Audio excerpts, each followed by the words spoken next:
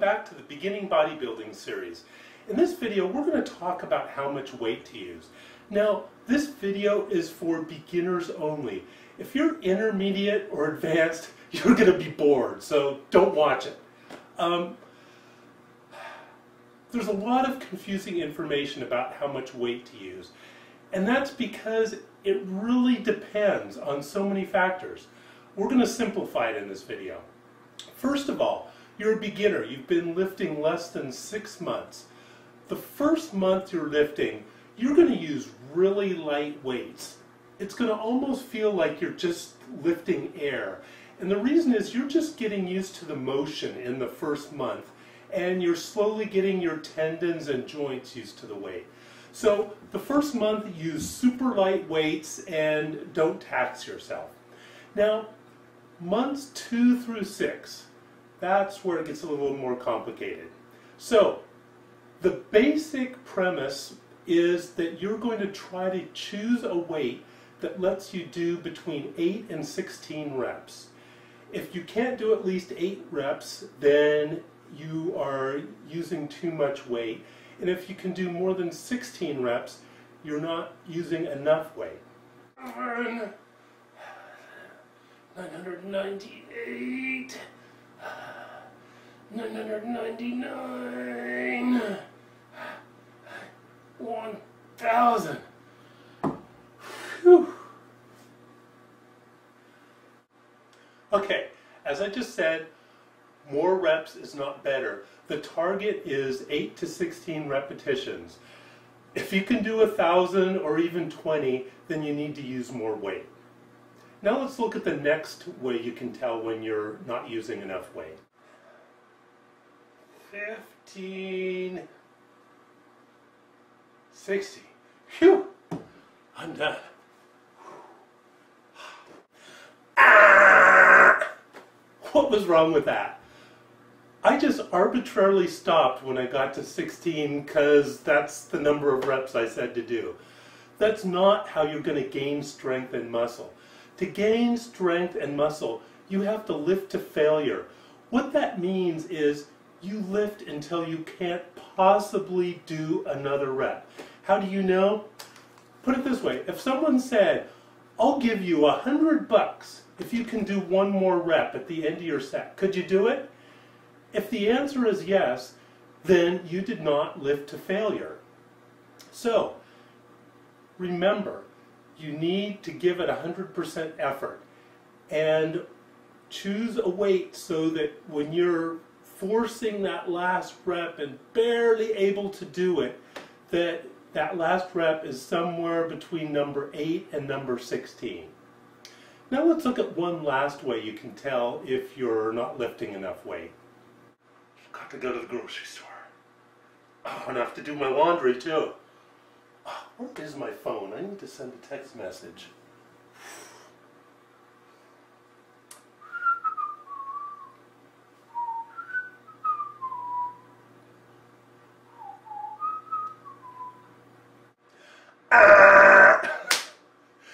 Okay, what was wrong with that? I was not paying any attention to what I was doing. I was whistling, I was looking around, I was thinking about what I was going to do later on. You have to focus 100% on what you're doing and give all your energy to that. If you're doing all these other things, then you should be doing more weight because you're obviously not being taxed enough. And remember, on that last rep, you want to go to failure, which means you literally cannot do another half rep. You should be trembling and shaking. You may have to blow it out to get it up. Let me show you some examples of what it should look like when you're doing the last rep. How hard you should be trying. Oh, maybe one more, I don't know.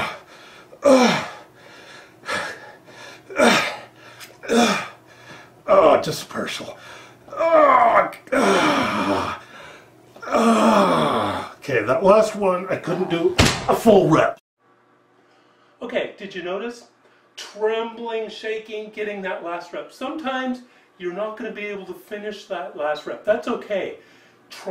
Use good form. Never sacrifice your form, but force yourself to try to do more than you can. So that's it. That's how you can tell if you're not lifting enough weight. Let's take a look at the more common problem, which is lifting too much weight. How can you tell when you're lifting too much weight? 1, 2, 3, 4, 5.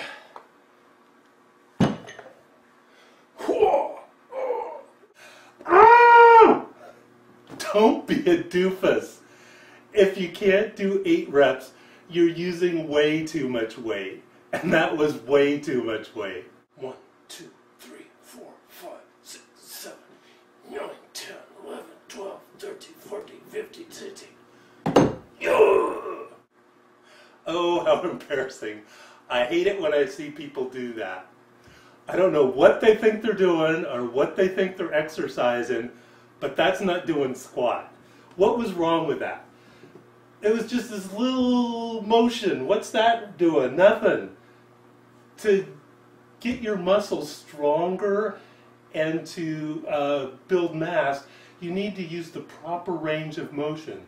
For a bicep curl, that's with the arm almost fully extended to all the way up as far as you can go. So if you can't do 8 full reps with this proper range of motion, then you're using too much weight. Let's look at some other ways that you can tell when you're using too much weight. 1, 2, 3, 4, 5, 6, 7, 8, 9, 10.